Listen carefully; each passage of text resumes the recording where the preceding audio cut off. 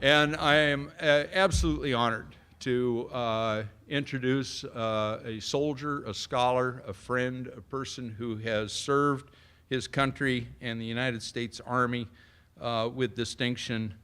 I'm looking at this really quickly, for 52 years.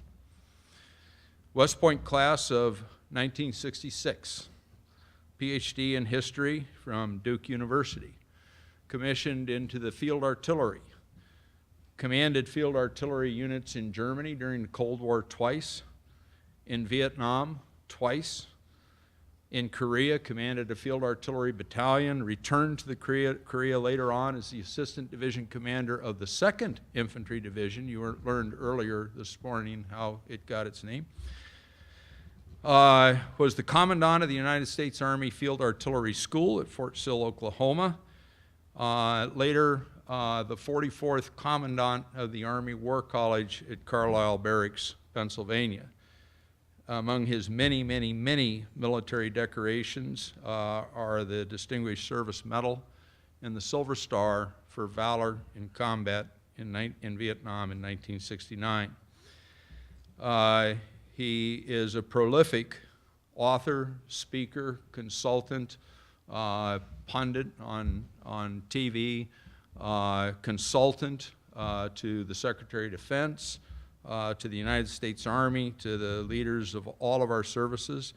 His first book was published in 1990, Firepower in Limited War, and on that basis he was chosen to lead the effort to write the U.S. Army's official history of the Army in the Gulf War.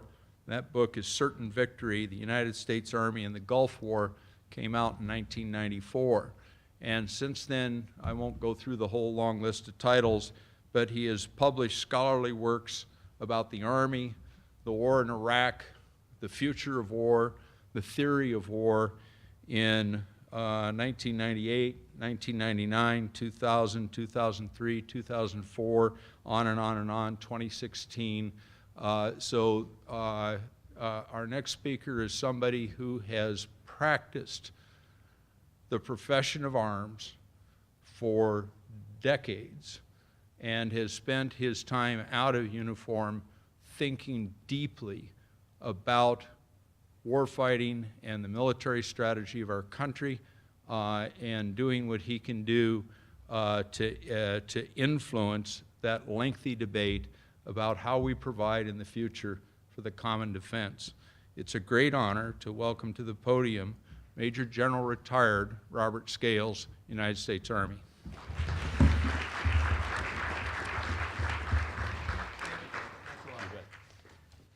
You know, one of the things they tell you is when you're giving a serious talk, never lead with a joke. No one never does that, but he mentioned that he called me a soldier scholar, and it's always been hard in the Army to be an academic and be a field soldier, and it's oftentimes gotten me in trouble. Paul mentioned the fact that I commanded a battalion in Korea. I was the guns of the DMZ, 2nd 17th Field Artillery. My battalion protected the JSA area at Panmunjom. That was our mission. And any of you ever served in Korea at all? Anyway, and my sergeant major, a guy named Billy Minton from Vernon, Texas, very quiet, very unassuming gentleman, a great NCO. And one night we were up at the JSA area, and there's no light up there. There's no ambient light. It's completely dark. And we were sitting in my CP, or standing in our CP one night, cup of coffee, snow all over the ground, freezing cold. And he never really, as I said anything to me. And one night we're standing there and he says, "Hey, sir, when you look up at them stars, what do you see?" Well, out comes the scholar. And I said, "God, Sergeant Major, what a great question." I said, "We can look at this really from two perspectives. We can look at it from the theological and the cosmological perspective. And from the theology, we can always remember the birth star, which was probably a supernova that at the time of the birth of Christ." And then I trundled off a little bit into cosmology. I talked a little bit about string theory. Or we could look at it from a cosmological perspective, and I went into the Big Bang and I talked about the birth of the universe and the formation of the galaxies. And I felt pretty good about that, and Sergeant Major, he didn't say very much, and to break the tension, I said, well, Sergeant Major, when you look up at those stars, what do you see? And he said, well, sir, I look up at them stars, and I can see some son of a bitch stole your tent. Anyway, I'd like to talk a little bit, extend on what Greg said, because it brought out a couple of things that I would like to mention. And by the way, I'm going to go off script here, but I always do. Stick with me. He talked about casualties. It's very interesting. Both the wars that we're talking about here were very, very low casualties. Greg talked about, it's like a Super Bowl team playing a junior college football team. But that's important. I mean, just as a quick example, he mentioned that he lost a soldier in his battalion, and he showed that very poignant gravestone at Arlington. Well, when I took command of my unit in Vietnam, I had 105 soldiers and 6 guns. About a week after taking command, I had 55 soldiers and 4 guns. And one night with the 55, 13th of June, 1969, in the Battle of Hamburger Hill, I went from 55 to 29 soldiers.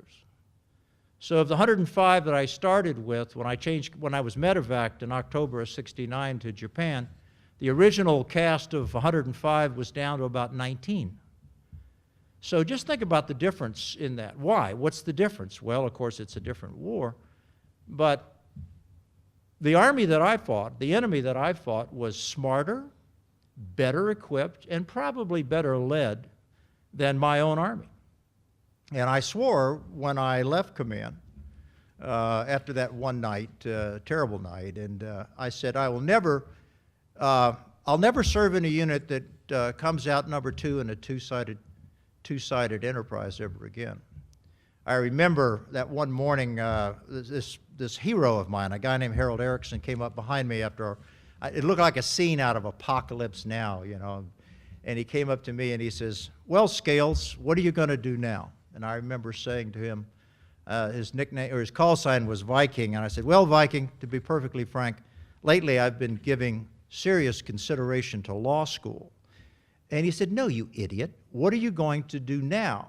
And my point was that I'd been in command, 4 years, I guess, at this time, and I wasn't as well prepared or as well trained to take charge of the lives of 105 men. That's why, 7 months later, I was down to 29 and then later down to 19. And to tie that into the other point, Greg mentioned the fact about Secretary Mattis has got this. Remember earlier he said Secretary Mattis has got this program going where OSD is going to take charge of close combat units. Well, I happen to be chairman of the board of Secretary Mattis's Close Combat Task Force, so I'm actually in charge of that enterprise. And the reason for that really is because of a mutual passion that General Mattis and I have shared for almost 14 years. It started in 2004, right after the events that I'm going to talk to you about, when Mattis was commanding in the Second Battle of Fallujah. And I'd written another book. The book was called Yellow Smoke. And he called me up one night and he said, in a long, sort of tense way, he said, well, we didn't do so well. We, the Marines, didn't do so well. He commanded the 1st Marine Division in Fallujah. And he said, we need to talk. And it was there that we started a relationship that continues to the present, to try and reform the American military, not from the top down, but from the bottom up.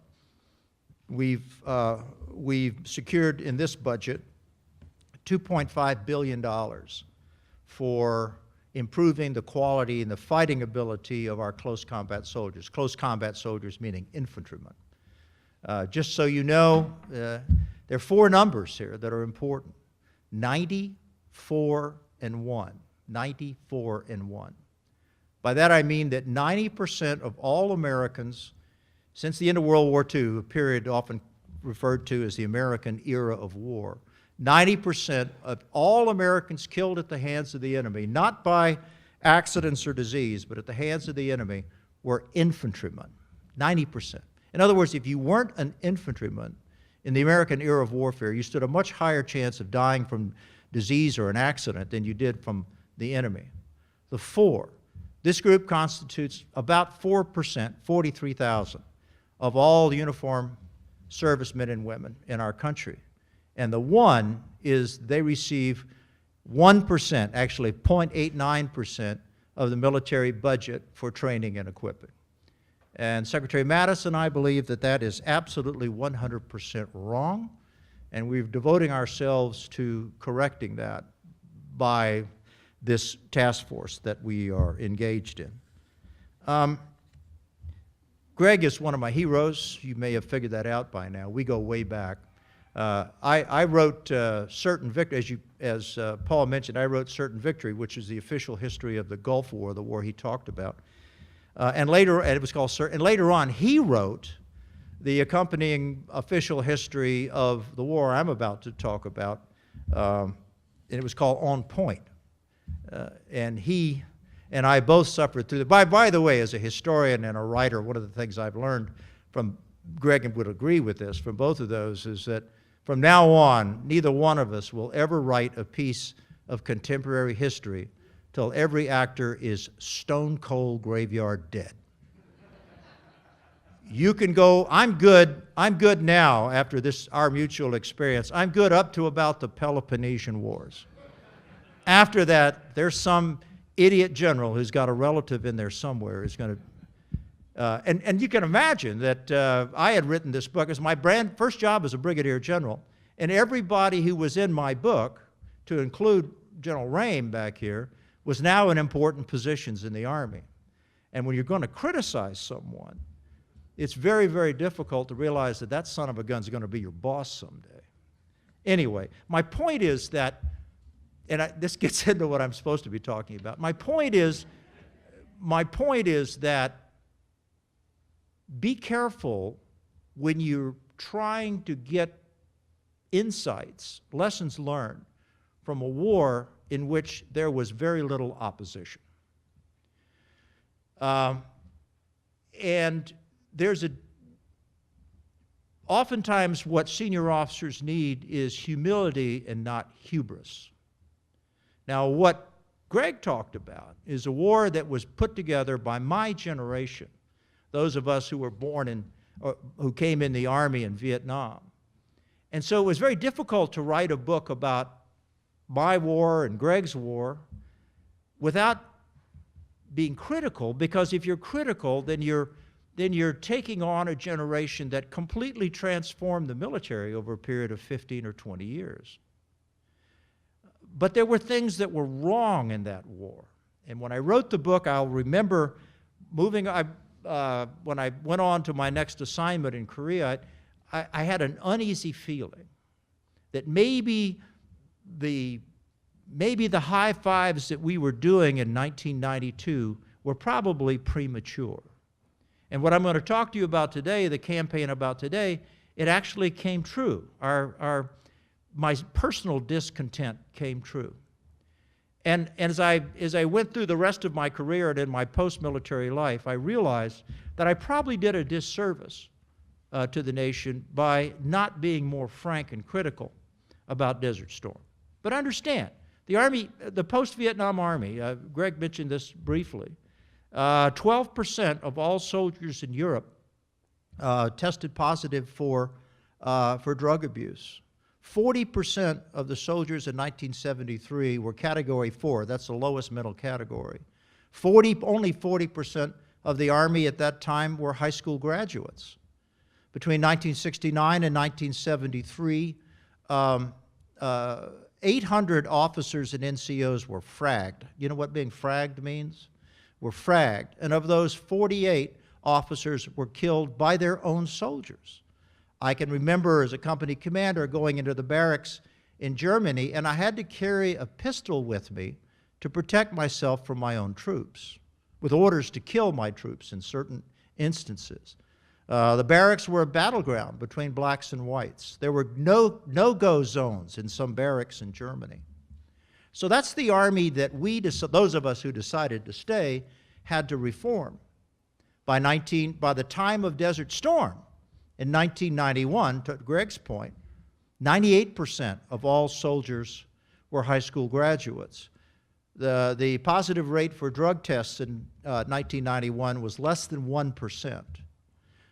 The Army Officer Corps had gone through a transformation that was, in fact, the school that Greg ran, the School of Advanced Military Studies, was the seminal intellectual institution that changed the Army's approach to warfighting and caused such a brilliant plan to be formed and executed.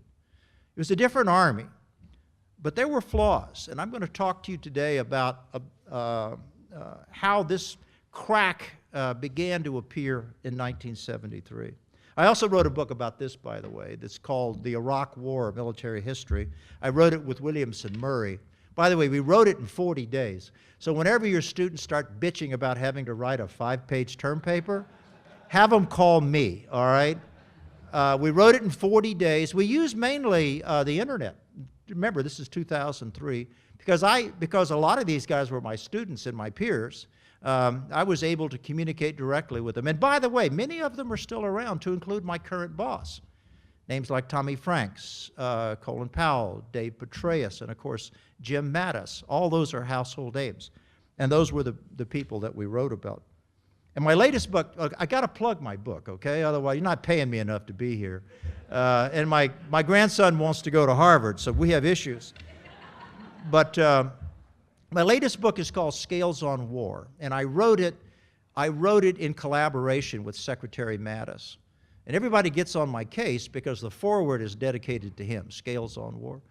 And they say, oh, you're just being cheesy with the Secretary. No, actually, I wrote the book before Mattis was even a gleam in anybody's eye back in the summer of 2006. But read the book. It talks about this revolution that we're trying to foment at the close combat level, and if I finish on time, I'll be able to tell you more about it. So fast forward to 2003. This is the second mounted campaign that the Army would participate in, and it was a brilliantly planned and executed campaign that turned out tragically for the nation. And it shows that when the shape of warfare evolves, when this Darwinian hidden hand of fate changes how armies fight, even the best planned and executed campaign, if it's done by looking through a rear-view mirror instead of looking ahead, can turn out very poorly. And it all came down, as I recall, to the greatest intelligence failure, two greatest intelligence failures we've had since Pearl Harbor. One is the 9/11, of course, our inability to forecast that. And the second was this crazy belief in 2003 that Saddam Hussein had weapons of mass destruction. Had we not believed that, this campaign never would have been executed. So the commander at the time was Tommy Franks. He had a mission to find weapons of mass destruction, to find Saddam's Scuds. These are missiles, long-range missiles, Russian missiles, and keep them from reaching Israel, to prevent Saddam from burning his own oil wells, as he had done in Desert Storm, you may recall, and most importantly, to isolate the Ba'athist leader. Remember Baghdad Bob and the house and the 52 cards? You remember that? And if possible, capture Saddam Hussein. The campaign is unique in that, as Greg mentioned, had 9/11 not occurred, the Army would have gone from 18 divisions to 10 divisions to 8 divisions. There was a belief inside the Beltway, in both parties, by the way, but led principally by Donald Rumsfeld, that shock and awe was the wave of the future, that air power would win, that the Army was a great green beached whale and would never be able to arrive in a theater quickly enough to affect the outcome. And therefore, the air campaign would be central to winning wars, and the Army would simply show up to do a mop-up operation. Can you imagine What would have happened if we tried to fight this war and subsequent battles in Iraq and Afghanistan with only 8 divisions? That would have meant that both wars would have to have been fought without the reserves and National Guard, with fewer than 80,000 soldiers. Can you imagine? It never would have happened. So the planning that went into this emphasized the air campaign, probably more so than did Desert Storm on the march to Baghdad. The difference was that Tommy Franks, because he was light on forces, he only had 3 divisions, the 1st Marine Division, the 3rd Infantry Division, which was a mechanized division, and the 101st Division, which was commanded by Dave Petraeus. You recall Jim Mattis commanded the 1st Marine Division on the right flank. How about showing me that map? Oh, there it is right there. Do I have a thing here that I can? Yeah, the green line on it. Is that it? Yeah. What do I do? The green line. The green light, oh crap. Is it this thing? I don't know. I'm 73 years old. I have no idea what I'm doing. This button right here. I got you. Okay, I got you. Okay, so this is the, I'm going to get away from the mic. You can hear me, right? This is the campaign plan. The object was to march from Kuwait all the way up to capture Baghdad. What's so interesting is that's a distance of 350 miles, about the distance from Washington to Boston. That's a long. Tanks are only good for about 50 miles or 60 miles before they tend to start breaking down. Can you imagine the challenge of trying to move 350 miles?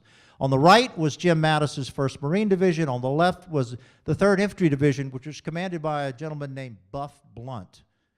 And the 101st was in reserve here in Kuwait. Up in the north, which is off your map, was the 5th Special Forces Group and elements of the 7th Special Forces Group, commanded by a dear friend of mine, at that time, Colonel Charlie Cleveland.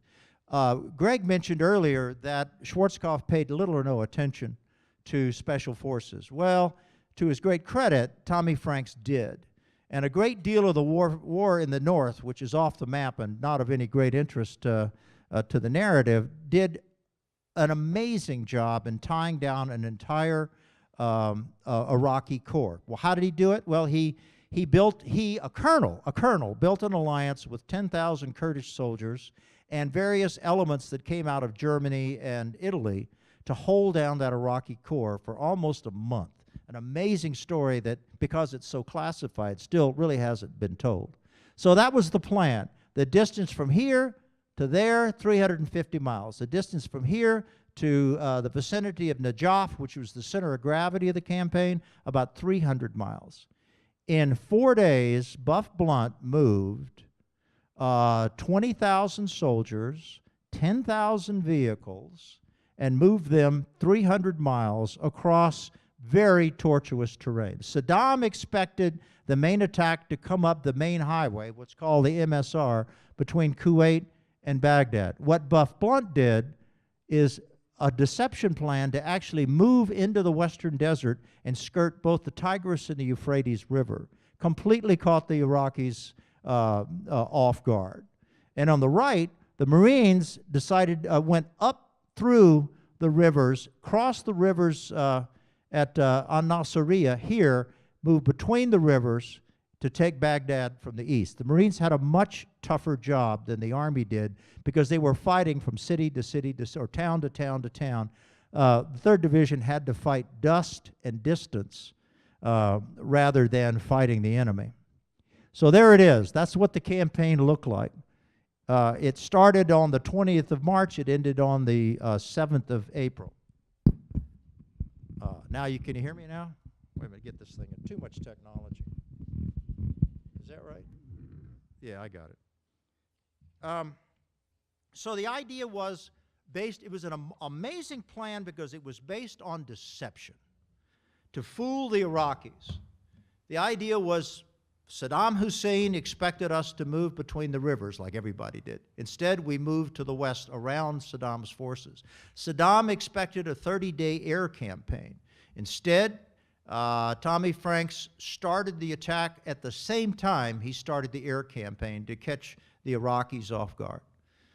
The Iraqis expected the campaign to last into May because one division, the 4th Infantry Division, was at sea in the Mediterranean, unable to land in Turkey, where they were going to reinforce the attack and come in from the north through Turkey. So Saddam said, I have at least a month to wait, because after all, the Americans waited 6 months when they were in Desert Storm. I have that amount of time. Instead, Franks decided to move immediately.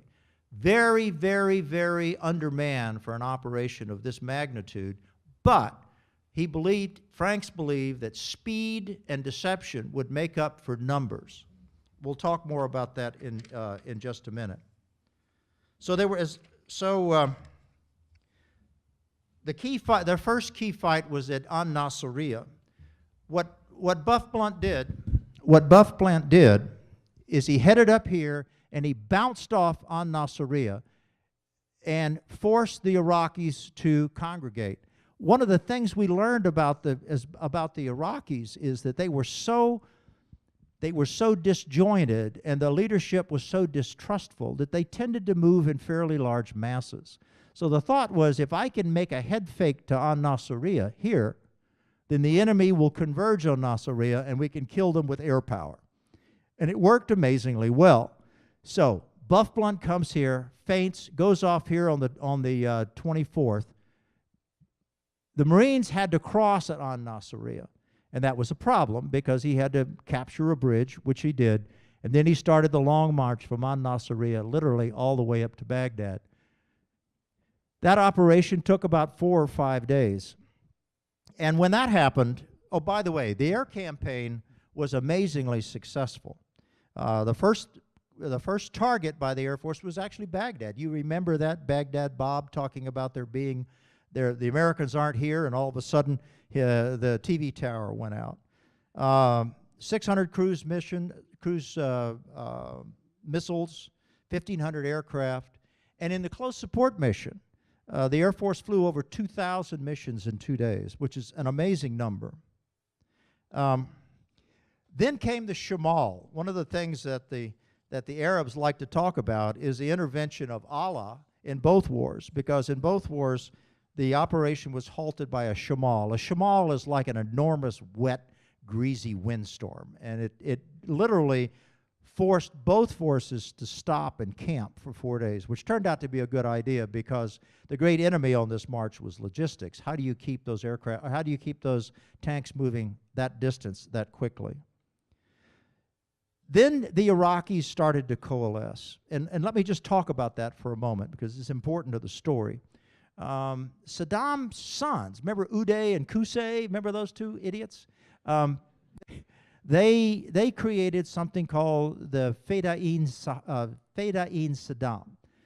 It was an irregular force mainly made up of Sunnis, and Saddam's favorite movie was Black Hawk Down. I don't know if you knew that or not. He loved that movie. Why? Because he saw the effectiveness of the technicals who drove around in pickup trucks with machine guns in the back. So the Feda'in Saddam was equipped like technicals. And they were young men. Some were soldiers, most were just kids, civilians. And they were backed up by the Al-Quds Brigade. The Al-Quds Brigade was made up of overweight, middle-aged bureaucrats who were reservists, but their main purpose was simply to be cannon fodder. And so the whole point of this thing was all of a sudden in these towns, as soon as the soldiers started to coalesce in these towns, Feda'in Saddam started to close in to try to cut off the bridges and cut off the roads. Can you see how this is starting to play out? I think you can. And they were all Sunnis. So in order to preserve the logistical lines, Franks ordered the 101st Airborne Division to fly in an incredible air assault operation from Kuwait all the way up to Najaf. From here, in an aerial attack all the way up here. It was an amazing feat, 250 miles. when it was all over, about 800 aircraft lifting 2 brigades, and the purpose was to intercede and hold these towns where the bridges were so the line of communication could be held open. Remember, the commander was who? Dave Petraeus. And remember the famous story standing before the mosque in Najaf when he turned to a reporter and he said, "Please tell me, how does this end?" And of course, very prophetic, and we all know how it ended. It's not ended yet. So once he'd captured these bridges, then it came time to make the final assault on Baghdad. The key points there were right here. This is called the Karbala Gap. You see that? And there's a huge lake right here. Once the 3rd Division got up into this area where Karbala is, this is a very narrow area, and it's very swampy. And there are causeways that go north and south through this area. And the tanks of the 3rd Division had to travel up through those causeways, literally one behind the other, sort of like Operation Market Garden in World War II. In order to do that, they were perfect targets for the Fedayeen and for the die-hard leftovers from the regular Iraqi army. So in order to facilitate that, Franks ordered a massive aerial assault with Apache helicopters, the 11th Aviation Brigade. And you may recall it failed miserably. Why? Well, the Iraqis were starting to coalesce. Remember now, the Shamal made the attacking force wait for 4 days. That was enough time for the Fedayeen Saddam to get their act together. And in the city of Karbala, they actually set up a network where whenever they saw an aerial attack coming, they would turn off and turn on the electrical grid because they had no communication. That had all been destroyed. And so when these 80 or so Apache helicopters came out over the city, they turned off the city lights, turned them on, turned them off, turned them on. Well, what's the advantage of turning on the city lights when you have helicopters coming over your head? It completely whites out all of their sensors, their infrared sensors. The screens literally whited out.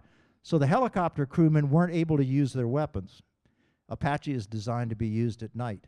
And you may recall they set up huge firing positions inside the city, and when the lights came back on again, the Iraqis started just randomly shooting up in the air. And remember, they knocked down one helicopter, and most of the other helicopters were so badly shot up, they never were able to get to their objective, and they had to fly back. Again, this is a hint of what's about to come.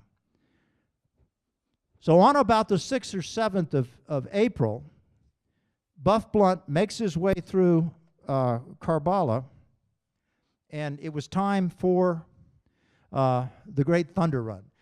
If you've ever been to Korea, a Thunder Run, ladies, please close your ears. A Thunder Run is when the soldiers, when the weekend comes, the soldiers go from the camps into the local villages, and hence the term Thunder Run. Well, a lot of these soldiers were veterans of serving in Korea.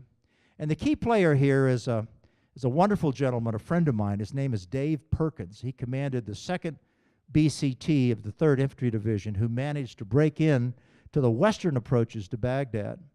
And the idea was to hold on the outside of Baghdad for a couple of days to let the Air Force soften up the center of the city, and then wait for the Marines to come in from the east, where they had to cross the Tigris River, come in from the east, and squeeze Baghdad from the west and the east.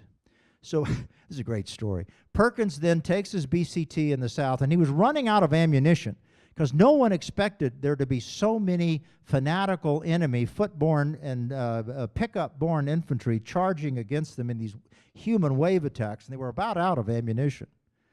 So what Dave did is he put a BCT together on the morning of the 5th of April, and he went up the main trunk road from Baghdad Airport and swung around right into the center of the city, where Saddam's palace would later be the Green Zone.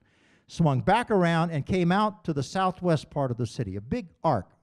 As you look at me, it goes that way.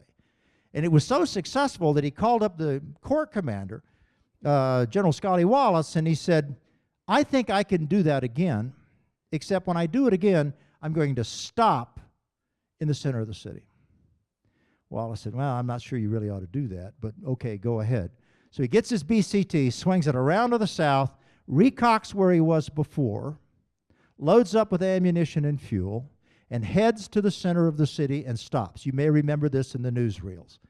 And held the center of the city, formed a huge brigade-sized hedgehog position, and waited for the enemy to start coming to him. Now, this is on the 6th and 7th of April. The problem was, of course, is that Saddam's insurgent force was beginning to get its act together and beginning to figure out that the vulnerability wasn't the tanks, the vulnerability was the line of supply.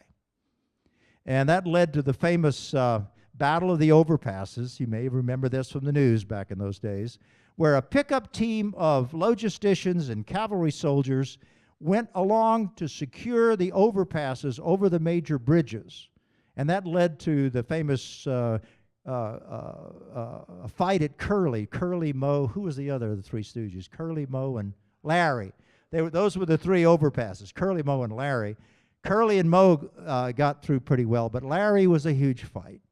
And most of the casualties, American casualties that were suffered in this part of the invasion were suffered there, as again, the enemy fanatically tried to keep the logistics from flowing into the center of the city.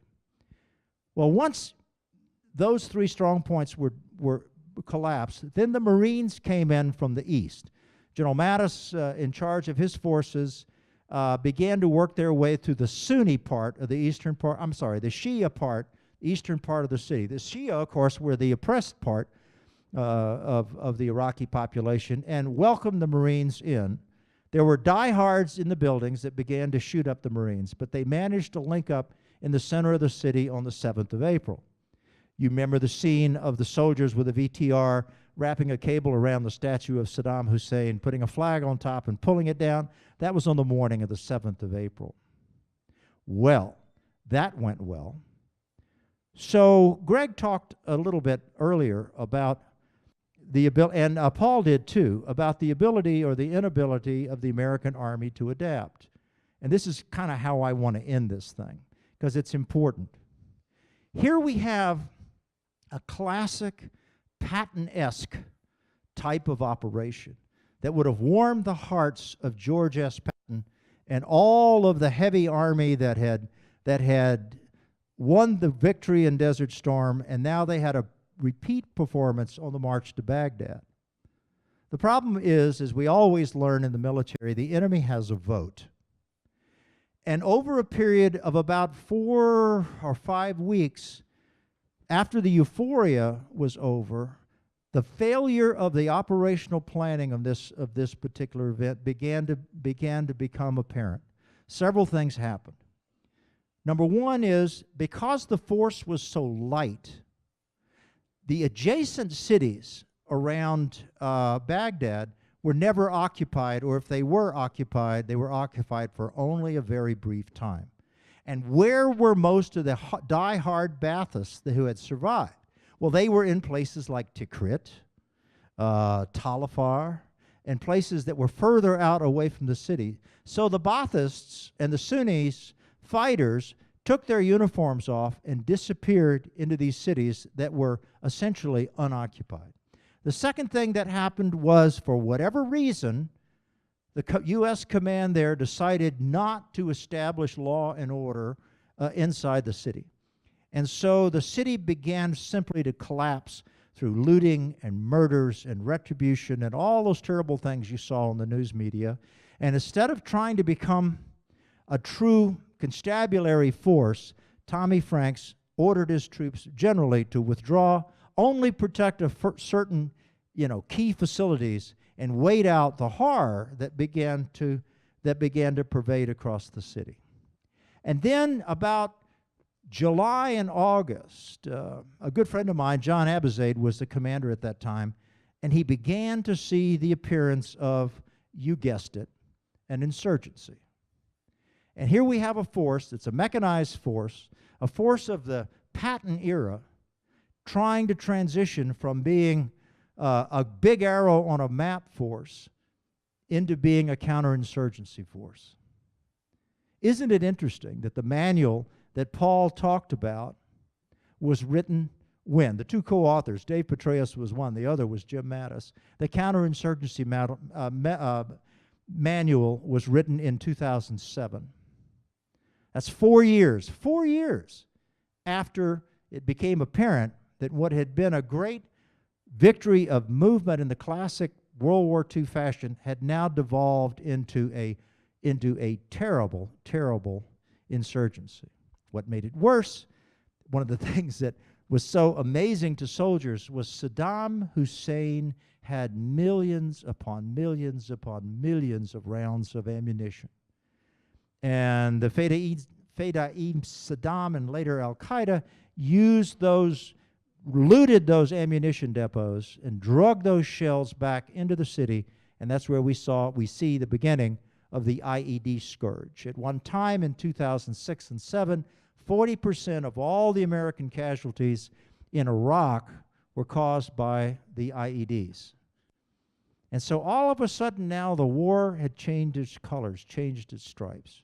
And the real question was, how is the Army going to adapt to that? Oh, by the way, you'll also remember we were fighting another war in Afghanistan.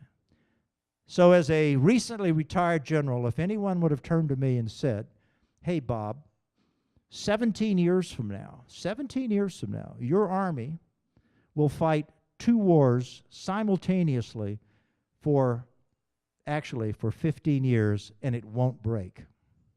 So let me get to the last point that I'll make. I don't know how's my time? Am I doing okay? The last point was, and I think a lady asked this question about Romania a little while ago. How in the world does this force, is it able to survive 17 years of war without breaking? I was in an army that broke, 1972. I told you about how bad the Army was. How come it didn't happen this time? Well, there's several things. Number one, there's an old story about my generation in Vietnam. The old story was that if you served 1 tour in Vietnam, you were doing your duty. If you served 2 tours in Vietnam, well, you were probably a little bit overly ambitious. If you did 3 tours, you were a sociopath. And now today, we have soldiers in our Army that have done 6, 7, 8 tours. They're Rangers, JSOC, Delta, the SEALs, the Rangers, Tier 1 Special Forces, that have done 11, 12, and 13 tours. Not all of them a year, but think about that. 1 rotation a year for 13 or 14 years. And yet through it all, the Army has remained remarkably cohesive. So there's good news and bad news here. The bad news is it took the American military a long time to transition between a big army of Patton into a counterinsurgency army or counter-terrorist army that we see today. The good news is, though, the Army managed to hang together based on the lessons of my generation and how to maintain cohesion and hold units together through some very, very troubling times. The casualties, infinitely less. Remember, the total casualty killed in action in Iraq and Afghanistan both is 5,000. My generation, it was what? Almost 60,000. So you have a difference in intensity and scale. But as I've learned, let me tell you something, folks. The fear in combat, as Greg and I both know from our experience, is not necessarily getting shot at or facing the prospect of violent death. It's the environment that debilitates a unit. It's psychological, not physical. Units break from a lack of moral cohesion, not a lack of physical strength. And when you're in God forbid, I've been to Afghanistan 3 times. If you're in Afghanistan, it's 11,000 feet. You have 110 pounds of rucksack on your back, and it's 105 degrees. It doesn't matter whether the enemy's shooting at you or not. When you put down in a logger at night or set up in a combat outpost, the fear of an enemy in a strange, God-forsaken country is so great that the debilitation that you suffer is very high, even though the casualty rates are very low. Does that make sense to you? And so my generation, my age, will say, oh, well, it's really not that intense. Well, it is intense, and trust me, I've been there. Afghanistan is like the surface of the moon. It is the most horrible place I've ever been to in my life. And, you know, soldiers will tell you, hey, sir, we liked Iraq. But Afghanistan, a different story.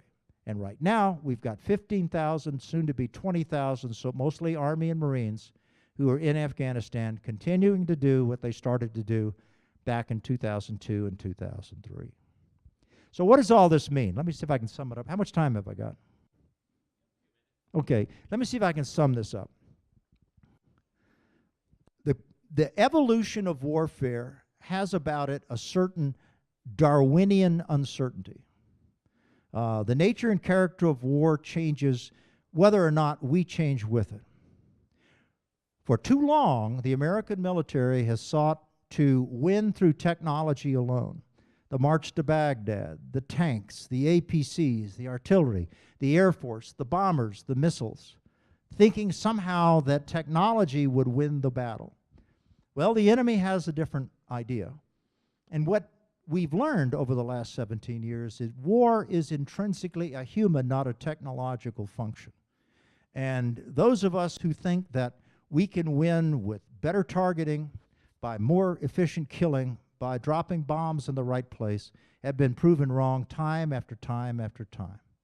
But why is that a problem today? Well, the problem is that if we had our way, we would rather sacrifice firepower for manpower. We'd rather kill people at a distance. We'd rather win our wars by cyber intrusion or by the use of distant delivery of missiles and bombs and so forth. But the enemy has got that. So what our enemies do to us today is what I believe they will do to us in the future, and what the Fedayeen Saddam did to us in the late phases of the campaign in 2003. It goes like this. America's vulnerable center of gravity, whether it's Japanese commander on Okinawa, as Paul just talked about, or whether it's Lin Piao or Ho Chi Minh or Saddam Hussein, you name it, America's vulnerable center of gravity is public opinion. The center of gravity of public opinion is dead Americans, amplified by a global media that's able to take screenshots of America's dead and dying and put it on the evening news within an hour of the time of the occurrence in some cases. You may recall, last October we had the 4 soldiers killed in Niger, and within an hour the Boko Haram had the helmet cam video and had the death of those soldiers put on the internet. Why? Because they realize that our vulnerable strategic center of gravity is dead Americans. So back to my original point. How do you avoid that? Well, if you're going to fight a war among the people, which is what we're doing in Iraq and Afghanistan today, you've got to be able to control populations. Killing people is not the right idea. I think Greg mentioned this idea of empathy. As I wrote in my latest book, empathy is as much a weapon as a bomb is. The purpose, what we try to do, is gain the allegiance of the population, select out those few that need to be killed and kill them, and at the same time try to do no harm. That's a style of warfare that's antithetical to us. And so in the future, I believe that is not, I think we've seen the last of this. I mean, I can't imagine this happening ever again. Even in Europe, I can't imagine it happening. I mean, one of the interesting things about Vladimir Putin is he gets it too.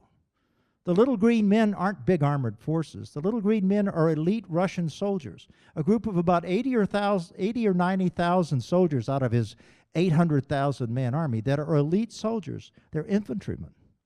And they've been extremely successful in Georgia and the Ukraine and the Crimea because of their understanding of the need to control populations. Hopefully we're beginning to learn that lesson ourselves. So when we talk about a future tank, or we talk about a future bomber, or a ship, remember, the enemy has no bombers and it has no ships. The enemy has people who are willing to die. It's a great quote 1964, a French journalist turned to, I'm sorry, a French journalist was interviewing Ho Chi Minh, and she said, asked him, she said, how in the world does your little country of 19 million ever expect to defeat the world's largest superpower?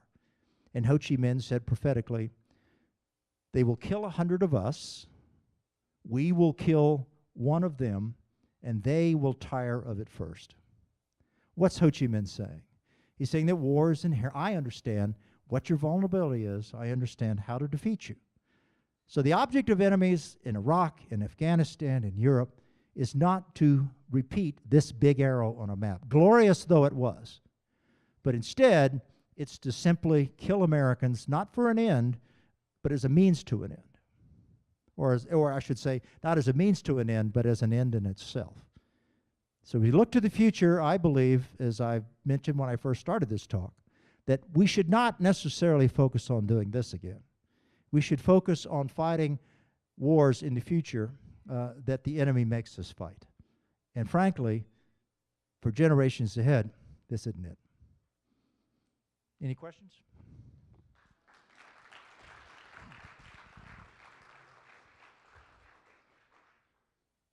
Thank you very much, Cheryl Scales. I think what has been taught today so far has been nothing less than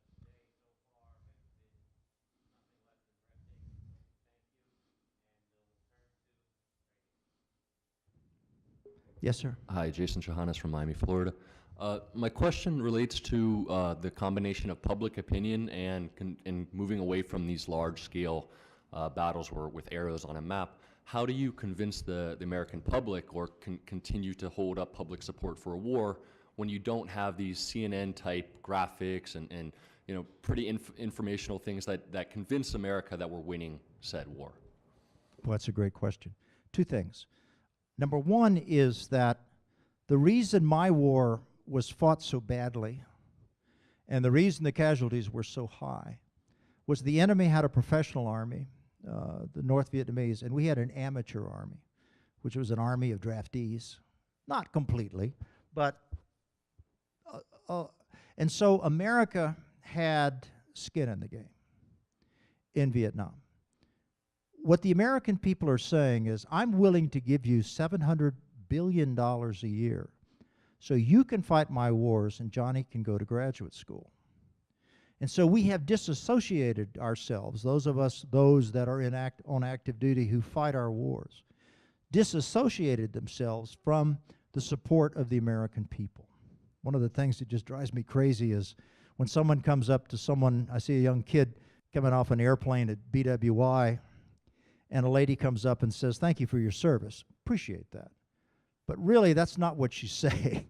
She says, thank you for doing this for us, as opposed to being it's like the Civil War, you know, you bought substitutes in the Civil War. This is buying substitutes. So there's good news and bad news here. The good news is that America, as long as it fights low-level wars, could do it in perpetuity. The bad news is, sadly, the American people are becoming increasingly disassociated from that. What's the old story? The Army goes to war, America goes to the mall. And as long as the level of conflict is kept at those levels, the American people, or you in this room, are willing to write checks to do that. Now, do I think that's healthy? Absolutely not. But that's the way it's going. What will change it? Number one, we have a major war against Russia, North Korea, the usual suspects. I don't think that's going to happen. The second thing is that the day will come when that rift between the American people and those who are pledged to protect them becomes wider and wider and wider and becomes an unbridgeable gap. To me, I think that's the greatest threat to our style of war as it's evolved over the last 70 years. I know that's pessimistic, but it's true. Anybody else? Sir. Where? Yeah. Yes, ma'am. Jenny Muse, I'm from Mount Sterling, Kentucky. My question is related to what you were talking about, how it's about controlling the population and where you're fighting. And I know you're mentioning North Korea, and that's kind of the thought that I think of when thinking about North Korea is like, how is that going to be possible based on, you know, the government that they have there? So what would your thoughts be? That's a great question. I served 5 years in Korea on and off. South Korea, just so you know. I think North Korea is the ultimate wicked problem for the United States. The bad news is that they absolutely have us. There's no military option for North Korea. It simply doesn't exist. Even without nuclear weapons, there's no option. Now that they have nuclear weapons, attacking the problem will only make the problem worse. North Korea is essentially a slave state, occupied, or a klepto state is a better word to use, being run by the Kim dynasty, and that's not going to change. So what's the answer? There's several. Number one is we need to find the technological means to shoot down North Korean intercontinental ballistic missiles. We're a lot closer to that, because if I told you how we're going to do that, I'd have to kill you all. But we're a lot closer to that. We're a lot closer to that than most people. That's number one. Number two is we have to contain North Korea within the confines of where they are now. Remember, it's only 25 million people. It's about the population of Romania, and it has a gross national product of Estonia. Think about that. So it's a non-entity without nuclear weapons. And the third thing, and most important, and the biggest failure we have so far, is exactly what your question is focused on, is the North Korean people. We have to find the means to have an information campaign, perhaps as sophisticated as Putin's information campaign, directed against the North Korean people. We have to convince them that they have a miserable, miserable quality of life, and they are simply slaves, if you will, to the ruling Kim regime. And if the regime is to collapse, it has to collapse from the inside, not through some military action. There are no, one more time, there are no military options against North Korea, and if anybody tells you are, they're delusional. Hi, Aaron Henricks from Oswego High School, which is not too far away from here. I was kind of curious, you listed the mistakes as far as the end of the military operations, as far as being too few forces to occupy the cities around Baghdad. Do you think an insurgency was inevitable? Do you think that had we maybe played that a little differently, that we could have avoided it? Did like Paul Bremer's de-Baathification orders and all that, at what point did the insurgency become unavoidable in Iraq? That's a great, great question. First of all, the big mistake was doing it in the first place. There were no weapons of mass destruction. I think we spend $85 billion a year on intelligence in this country, and we weren't able to predict 9/11, and we went all the way through, what, 3-4 weeks of war before anyone even began to think there were no WMD. So the greatest Achilles heel, I believe, for wars of this sort is our inability to predict anything. I think that the Civil War, it really wasn't an insurgency. It was really more like a civil war that we were caught in the middle of, was inevitable. I think that Iraq is a phony state. You know, it's Kurds, Shiites, and Sunnis all at each other's throats, and only the terror that Saddam Hussein could use against his own people was the only thing that held Iraq together, and that was going to fall apart inevitably, I believe, just as it did in Libya, as it did in Tunisia, as it almost did in Egypt, and it did in Syria. Syria is just Iraq in a microcosm. So I believe it was inevitable. Unfortunately, I feel very bad that we were the ones that precipitated it and got caught in the middle of it. What did Colin Powell once say? You know, it's the Pottery Barn rule. If you break it, you have to pay for it. That's where we are right now. But I think it was a huge failure of our intelligence community, and it kind of goes to this thing about hubris. Remember I told you earlier that the Army was going down to 8 divisions. Our national security strategy was going to be based on what was called a strike or strategic strike. We were going to be this little island nation in the middle of the globe, and we were going to project power all around the world and control the world, because we were the world's last remaining superpower. And Iraq, if there's any good news to come out of Iraq, I think is that the war in Iraq has brought us back to our senses, that we're not the global policeman. Our job is not to inflict democracy on people who don't want it, or to change a culture that's 2,800 years old over a weekend. It's just not going to happen. So maybe that sobriety, the soberness that we built into our national security policy is working. I know Secretary Mattis certainly believes that. If you listen to his speech, his national security strategy, national military strategy, you read between the lines, that's what he's saying. Sir. Chris Hughes, the Stanford School of Greenwich, Connecticut. Are there any initial thoughts from your task force about what would make infantry more efficient, effective? Chris, effective? you are, I could kiss you. You are a true straight man. Thank you. What time is it? Let me just hit the high points. It's very interesting, and this is all in my book, Scales on War. Very interesting that when you fight wars at the strategic and operational level, just like the one Greg described to you earlier, it's highly technical. It's technologically focused and not necessarily human focused. As you shift that from strategic to operational to tactical, the emphasis also shifts. And it becomes less and less materiel and more the human side of war. We spent $2.5 billion already. Thank you very much for writing that check. We appreciate it. 2.5, but what does that buy? It buys a new rifle. It buys a new machine gun. It buys carry-along drones. Think of a drone like a hand grenade that you carry in your rucksack and you throw it up in the air. You ever see the movie, what was it called? You know, oh shoot. Minority Report. You ever see that movie? It's kind of like those little things, except bigger, that you can throw up in the air and they'll buzz around, and when they find an enemy, they'll go next to the enemy and blow his head off. Carry along precision. The big one is radios.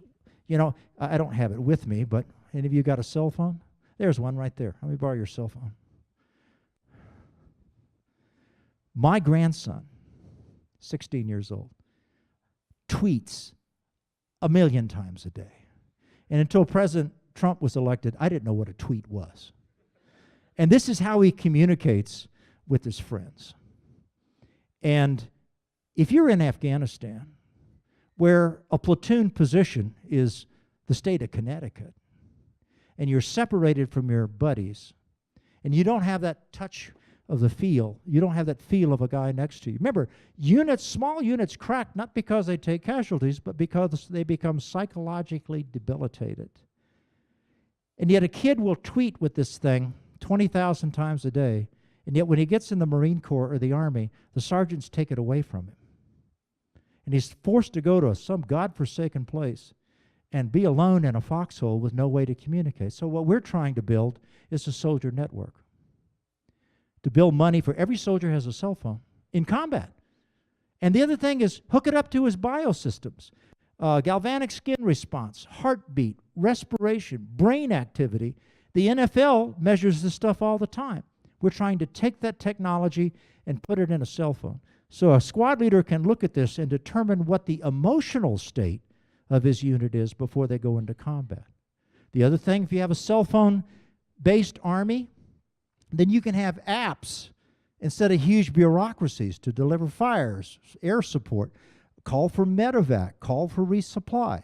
Do it on a cell phone. People say, well, shit, Bob, there are no cell phone towers in Afghanistan.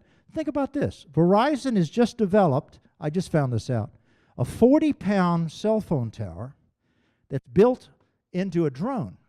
It flies for 20 hours. And it's used, they designed it after the tragedy in Puerto Rico to be able to reestablish cell phone connections. Well, we're going to buy something like that. So you can go into a combat area, throw this thing up in the air. It orbits at 70,000 feet, and it's a cell phone tower. Nobody can shoot it down. That's the material side. The important side is the human side.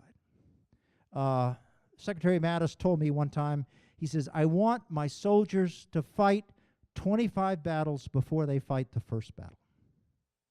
You know, the Air Force and Navy have got Top Gun and Red Flag. A fighter pilot goes through 20 or 30 aerial battles before he goes and certified to fight air to air. How many times does a soldier or Marine have that privilege? 0. So we're going to build I hope we're going to build a massive system of soldier Top Guns, for lack of a better term. So young soldiers and their small units can fight 25 battles before they go off to war. The other thing has to do with picking leaders. When you make decisions in school, you make decisions following a sort of Socratic method, a deductive method for making decisions. When you're in combat, trust me, I know, a bullet cracks over your head and you go to ground, you don't go through that process. It's all intuitive. And intuition is a science. So we're trying to devise ways to train soldiers to be intuitive, or to find those like Viking with the right stuff who are naturally intuitive, who can use that frontal part of the brain, the executive part of the brain, to make key decisions. Think how many lives you'd save by doing that. So that's where I think 60% or more of our money is going to go. Here's the other thing. It's going to take us to 2035 to build a tank. We can do this stuff next year. You know, it's quick.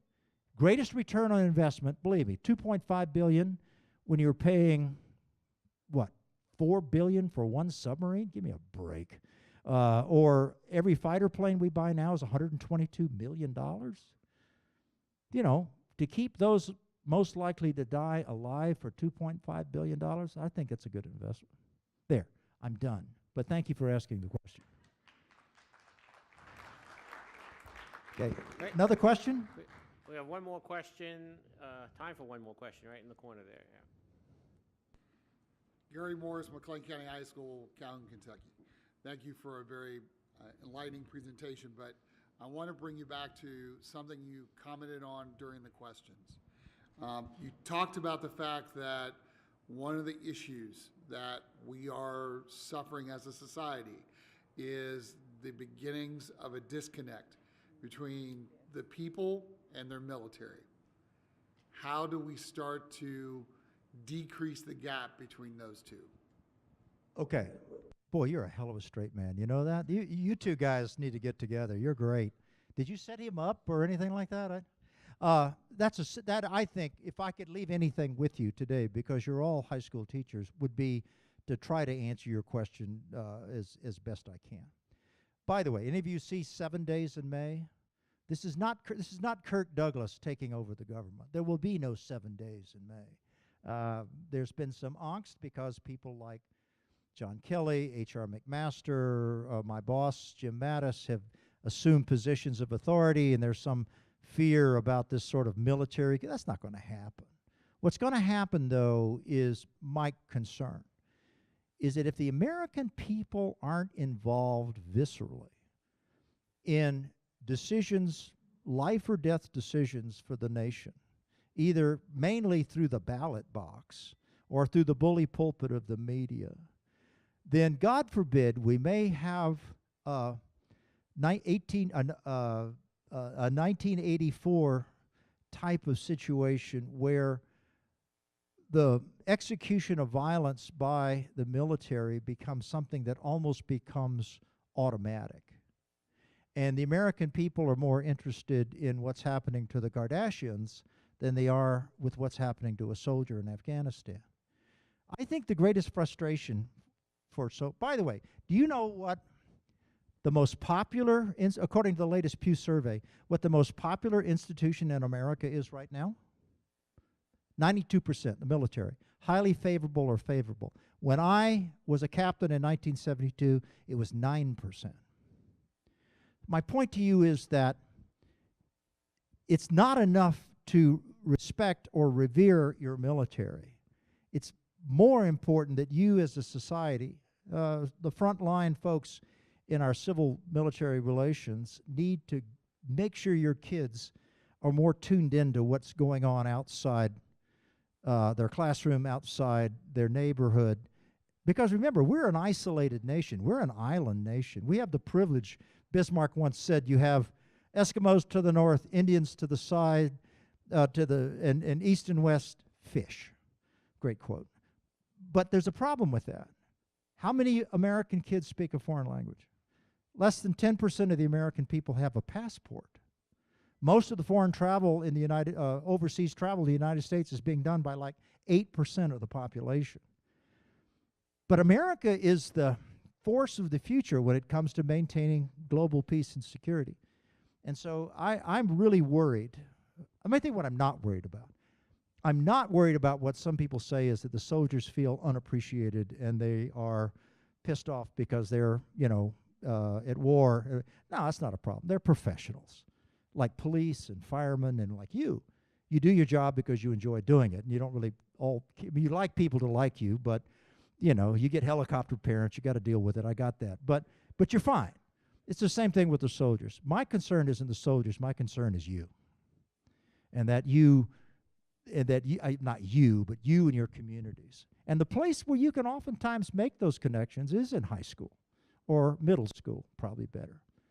But you have to help connect your kids to the outside world. Last thing we want is 7 days in May. God forbid it should happen. But when you don't have a draft and a military is purely a volunteer force, that moral disconnect, dissonance is a better word, is a real danger to our society. Make sense? It's been great talking to you. Thank you very much.